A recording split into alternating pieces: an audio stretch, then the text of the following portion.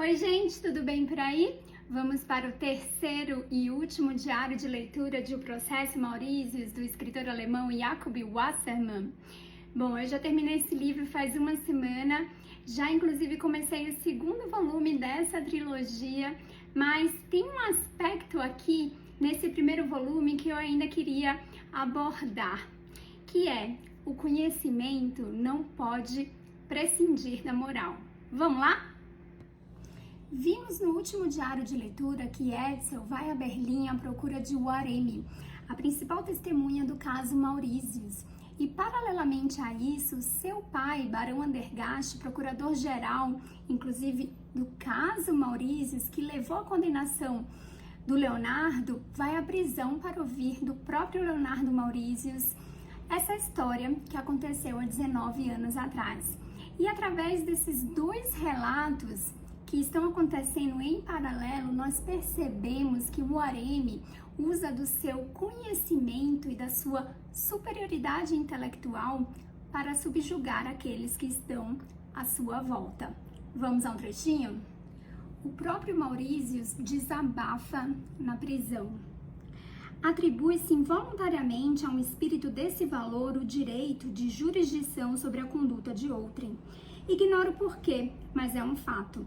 Para as pessoas cuja existência é absorvida pela cultura intelectual e pela ciência, a moral nada mais é que uma excrescência supérflua sobre a esfera irradiante do espírito, se assim posso exprimir-me. E aí tomamos conhecimento da influência que o Waremi exerce sobre aqueles que estão à sua volta, inclusive sobre Leonardo Mauritius. O conhecimento, quando não acompanhado de valores éticos e morais, vira facilmente morada do diabo. E, de fato, aquele que quer ser a todo custo superior aos outros, realiza um pacto fáustico, como fez Adrian Leverkusen em Dr. Fausto, querendo demonstrar toda a sua genialidade. E de O Processo Mauritius eu separei mais um trechinho. Esse homem era um enigma. Estou convencido de que não se encontra um homem semelhante todos os 100 anos, como não se encontra um Kepler ou um Schiller. E ao mesmo tempo estou certo de que era o diabo, sim, o diabo em pessoa.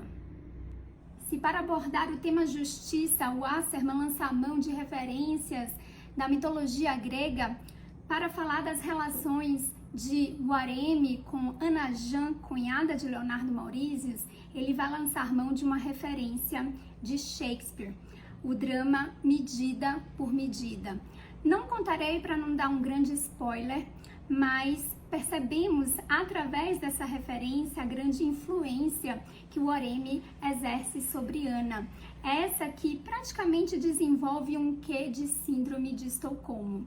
E daqui eu separei mais um trechinho.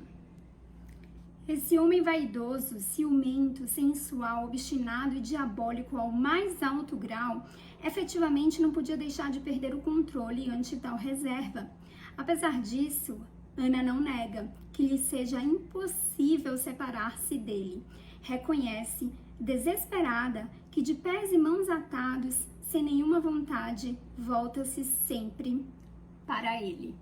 Mas por que o Waremi exerce essa atração magnética sobre Ana? Porque se por um lado o Waremi é vaidoso, Ana é narcisista. E o Wassermann explica isso muito bem com o trecho que eu vou trazer a seguir.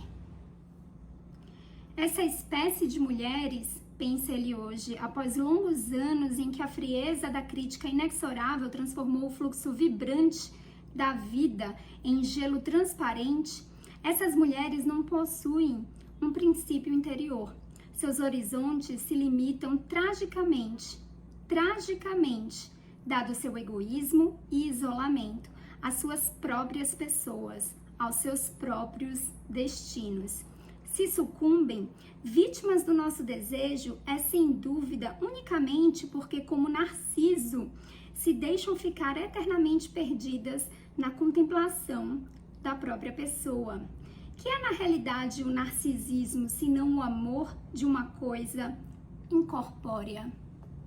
O conhecimento pode sim ser um caminho de elevação da alma, contanto que ele cresça juntamente com os valores morais, pois o conhecimento por si só, assim que aumenta, traz consigo facilmente o vício da vaidade, o qual arruína todo o campo de aprendizado. Não é fácil ouvir e absorver uma verdade, seja essa verdade relacionada a um julgamento do outro ou de si próprio. Para se entender uma verdade, é necessária humildade. Aquele que é dominado pela vaidade, por mais conhecimento que acumule, se tornará tão preso quanto o próprio Maurícios. Vejamos mais um trecho. Pode-se ficar deslumbrado pelas trevas? Talvez experimente volúpia intelectual em observar que, nesses abismos empestados, tudo quanto aquece e ilumina o mundo ao qual pertenceu outrora está carbonizado. As conquistas do espírito, as pesquisas morais, a arte, a filosofia, não são mais do que restos carbonizados, desfigurados. Assim acontece com quem está preso e com quem está preso pela vaidade. Após as suas descobertas em Berlim, as quais eu não contarei aqui, terão que ler o livro, Edsel Andergast volta para casa e descobre que a sua mãe, Sofia, também retornou. Para saber os desfechos, vocês terão que recorrer ao livro. É terminada a história do processo Maurícios, mas não é terminada a história de Edsel Andergast.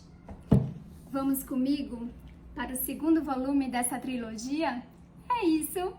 Beijo e bom final de semana para todo mundo.